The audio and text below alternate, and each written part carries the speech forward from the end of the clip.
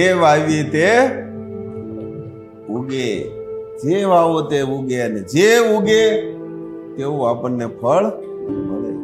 શા માટે આપણે હીન વસ્તુ વાવવી જોઈએ? સારી જ ન વાવી. બે વસ્તુ પડી છે ને. કોના હાથમાં છે? જીવાત્માનો ઉદ્ધાર કરી લઈ ફરી ફરી આ તક મળશે નહીં. મોબાઈલ હોય તમારા પાસે, એમાં તમે સારું જુઓ તો પણ દેખાય, ખરાબ જુઓ તો પણ આવે, બે વસ્તુ આવે. તો મનને શું ગમશે? ખરાબ.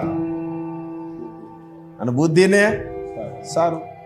આપણે બુદ્ધિને ગમે તે કરો, જેથી તમે ક્યાંય પણ કોઈ ભૂલો તમારી થશે નહીં.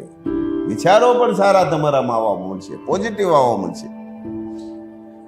હીન વસ્તુ ખરાબ જોશો તો પણ એ હીન વિચારો આવવા મળશે. અને હીન વિચારો આવવા એટલા બધા જબરજસ્ત આવવા મળે તો હીન કૃત્ય પણ તમારાથી થઈ જાય. માટે સારો વિચાર, સારી વસ્તુ જોવો, તમારા હાથમાં છે.